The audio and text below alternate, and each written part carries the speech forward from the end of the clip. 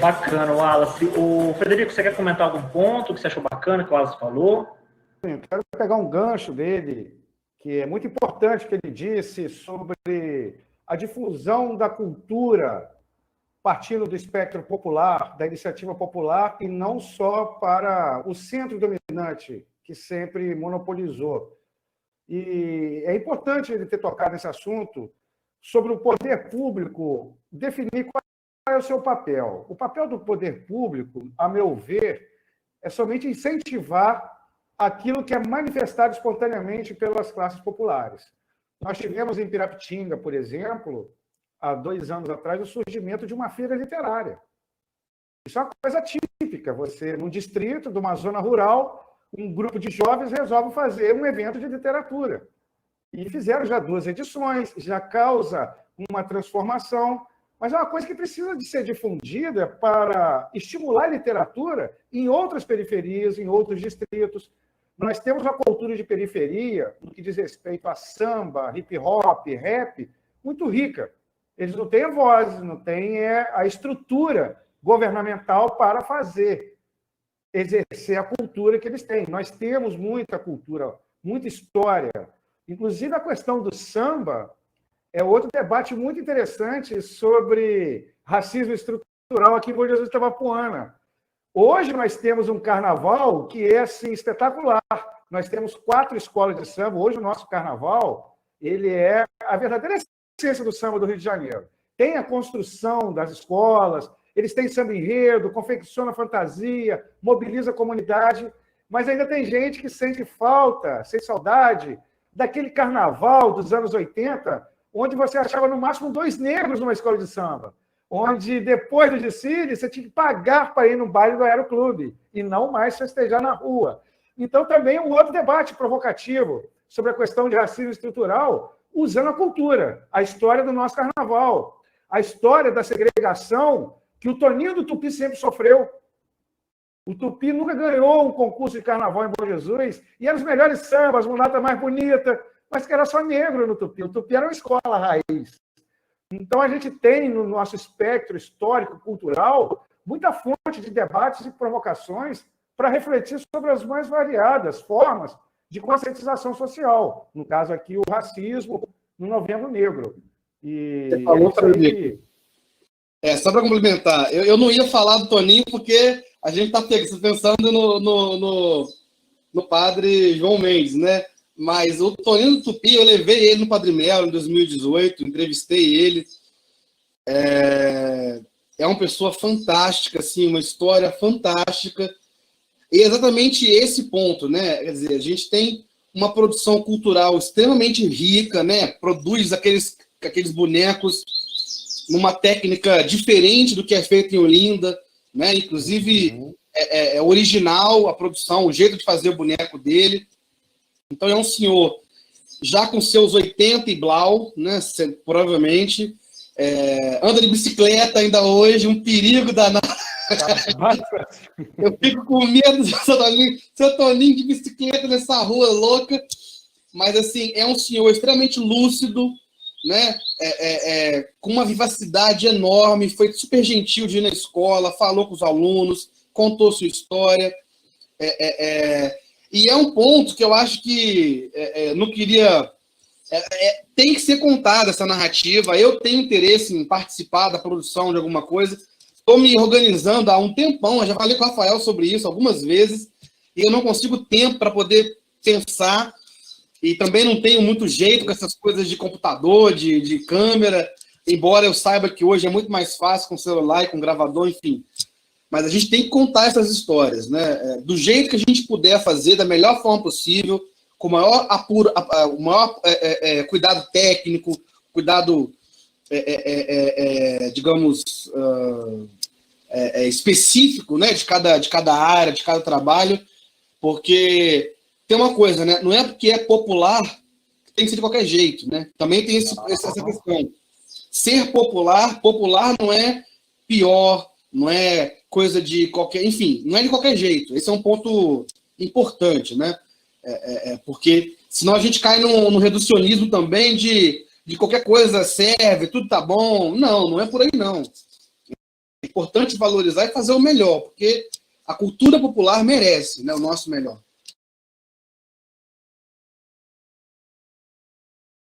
Frederico, você quer comentar alguma coisa que você levantou o dedinho assim?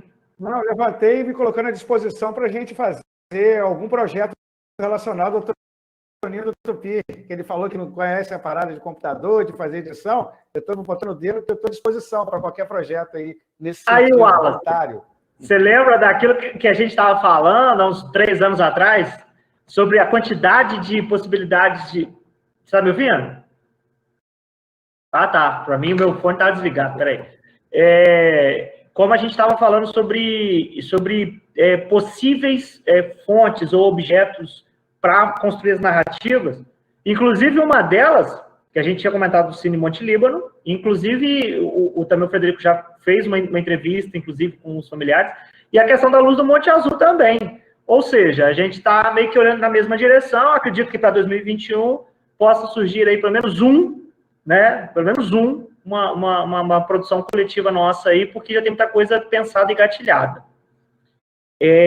Inclusive, o professor Rogério aqui, ele fez um comentário já tem um tempinho. Vou ler para vocês.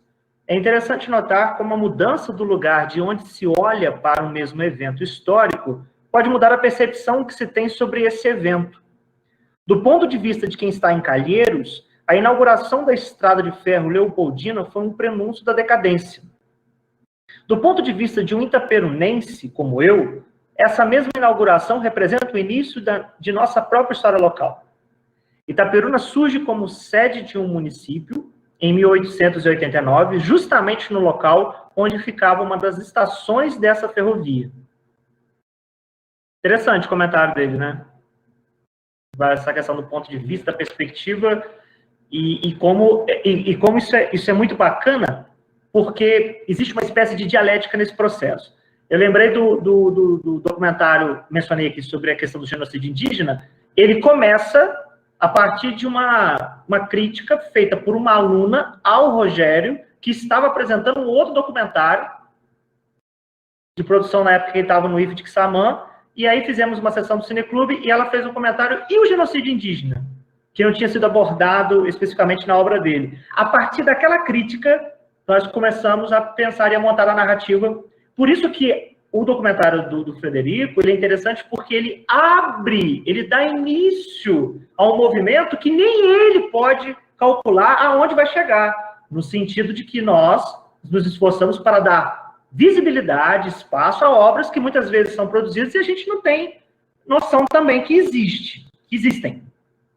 Entendeu? Então, isso é muito bacana de se pensar que você, então, pega todas essas apreensões, você inspira, instiga alguém que vai dar continuidade a esse movimento, né? Que escapa, não é uma coisa que a gente, quem faz o recorte e produz a obra audiovisual não consegue ter controle sobre até onde vai, até onde você consegue chegar. É bem interessante isso, porque isso é muito rico em termos de conhecimento. Você desperta pontos de vista, envolvimento, que vão ajudar no resgate da relação identitária.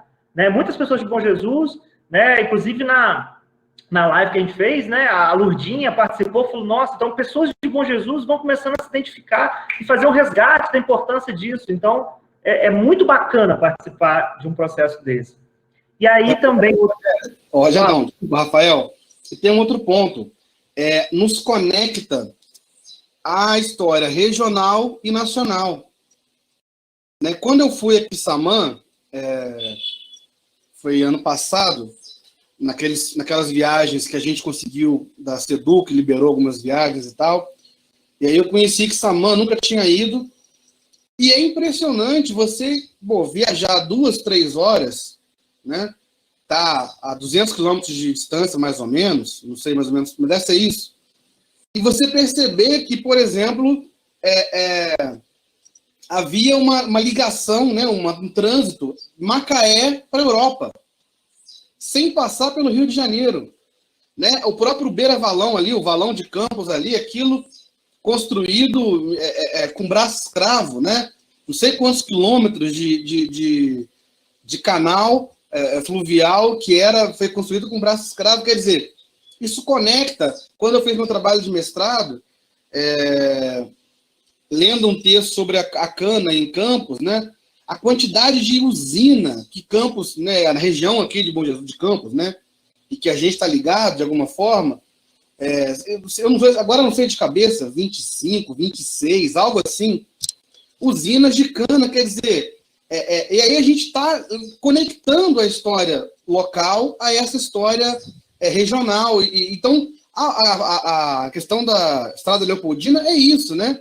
A gente está falando de fluxos, porque parece muitas das vezes, e pensando como professor de história, que tem assim, história da Europa, história do Brasil, e em algum lugar está Bom Jesus, está Rio de Janeiro, está Itaperuna, está Natividade, está Cambuci. E não, essas coisas estão se cruzando de alguma forma, né? Inclusive, a gente conhecer e estar produzindo de alguma forma ou repercutindo as produções é importante para estabelecer esses nexos. Ah, então tal coisa lembra aquele evento lá, aquela situação, aquele contexto. É muito importante isso que você levanta, Rafael.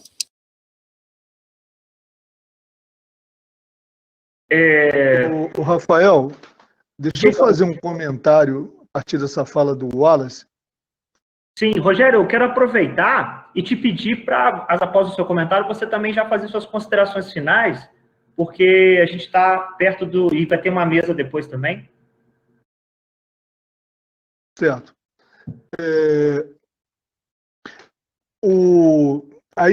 Pegando essa questão dos diferentes olhares, eu trabalhei em Quissamã durante 7 anos, né? E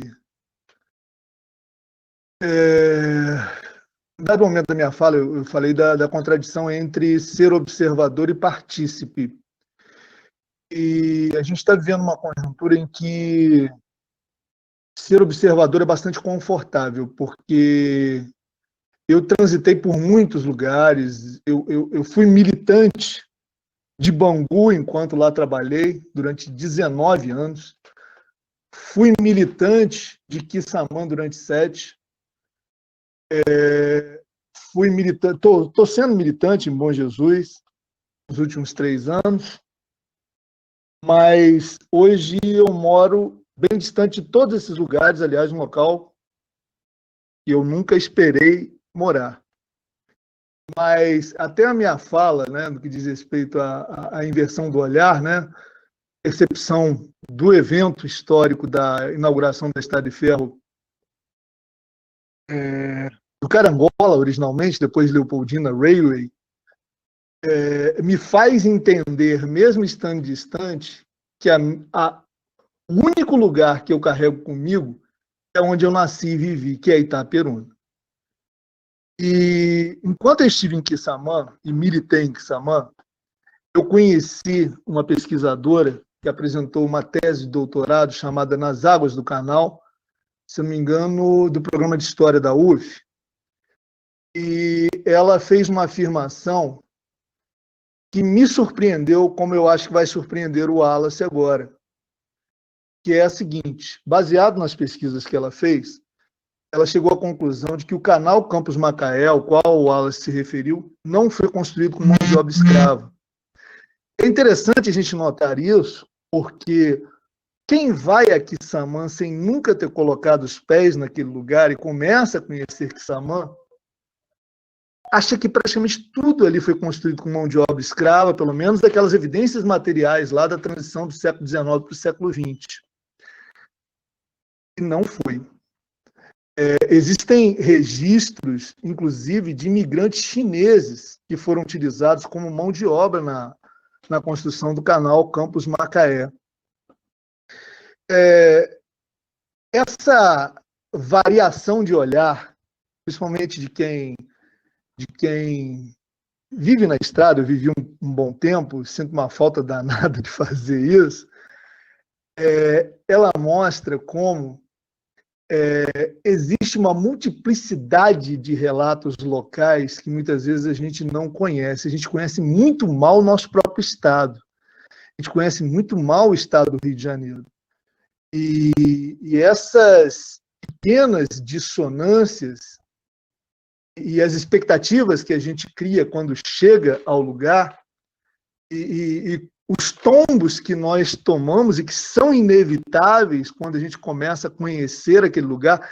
Eu levei 5 anos para começar a dizer, a partir de agora eu comecei a conhecer Quissamã, para ter a segurança de entender um pouco melhor aquilo. É a própria lógica do estranhamento, né? Bom, o Rafael pediu para a gente encerrar, né?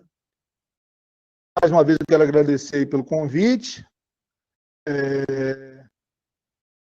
E estou nessa militância aí do audiovisual também, né? Acho que é algo que vem dentro da gente. Acredito muito no potencial do audiovisual, principalmente no que diz respeito para a gente tornar essas histórias locais não apenas nossas, né, mas de todo mundo, que aliás elas são, mas sempre com o nosso olhar, com os pés fincados no território. Que é aquilo que nos faz ser originais, é aquilo que nos faz ser diferentes e que vivam as diferenças. Elas são mais do que necessárias. Seria muito chato um mundo em que todos fossem iguais, em que todos seguissem um padrão como muitos querem. Termino minha fala aqui. Beleza, Rogério, obrigado por você ter participado com a gente aqui. Queria agradecer também a Micaela. Micaela, você está aí? Se você quiser também fazer suas considerações finais. Foi um prazer muito grande ter você com a gente. Uma surpresa muito boa. Essa notícia que você deu que vai fazer história. Bacana. Falando aqui com o microfone desligado, mas eu que agradeço o convite, é sempre bom participar, até quando eu era aluna e agora também fora, acho que não tem como escapar, né? Tudo em casa. E tipo, é importante para o pessoal que está assistindo também, encorajar eles a fazerem o NHB, porque vale muito a pena, mesmo se não for para seguir a área, mas é muito divertido participar, passar tempo, essas coisas, e ensina bastante sobre a história do Brasil. E é isso. Bacana, bacana. Wallace, tem uma pergunta para você, eu vou pedir para você responder lá no chat mesmo, tá? E se também puder fazer suas considerações finais. Tá ótimo, fantástico a participação, agradeço muito. Foi muito bom estar aqui, rever o Fabrício, né, que eu conheci lá em 2018, eu acho, naquela mesa sobre cana-de-açúcar, né, Fabrício? Foi muito legal. E conhecer o Frederico, né, o nosso cineasta sagrado. Conhecer a Micaela também, parabéns pela aprovação, tá, Micaela? Sucesso para você, tudo de bom. E o Rafael e o Rogério, pessoas que fazem parte aí da minha formação, da minha vida, também revê-los. Queria agradecer a oportunidade e me colocar à disposição para estar, né, trocando ideias com vocês e produzindo, e, enfim, compartilhando aí angústias e desafios, né, da vida acadêmica e profissional de professor. Obrigado. Obrigado, Wallace. Obrigado, Micaela. Frederico, meu amigo, terminamos nossa jornada, mas que seja o início de muitas outras. Estamos aí já há semanas trocando uma ideia. Segunda-feira fizemos um bate-papo bacana. Gostaria de te agradecer muito pelo contato que você fez com o Cineclube, ter falado, né? Vamos abordar essa. Eu falei, oportunidade perfeita no Novembro Negro. Agradecer e parabenizar também por todo o seu empenho, pela obra. E aí você fique à vontade para suas considerações.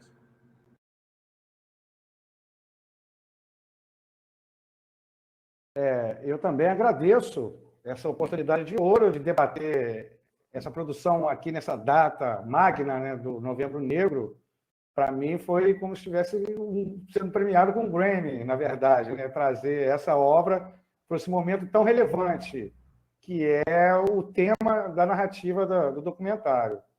Agradecer a todos que acompanharam, que fizeram perguntas, os internautas do chat, e só encerrar deixando a informação que lá no complexo turístico, junto com o poder público, está sendo discutido para estabelecer a data do 7 de novembro como dia de celebração e reflexão à memória do padre João Mendes Ribeiro, que é o dia 7 de novembro. Então, sempre vai ter esse paralelo aí da consciência do combate contra o racismo, contra a discriminação racial. No mês de novembro, podemos começar já no dia 7, que vai ser a data de celebração ao Padre João Mendes Ribeiro. E no mais, muito obrigado a todos aí, e vamos continuar falando sobre novas produções audiovisuais de história de Bom Jesus. Temos muita coisa para botar aí. Bacana, bacana, Frederico. Fabrício, eu queria te agradecer por tudo e, né, passar a bola para você. Obrigado mesmo pelo apoio, por tudo. E é isso, estamos aí para isso.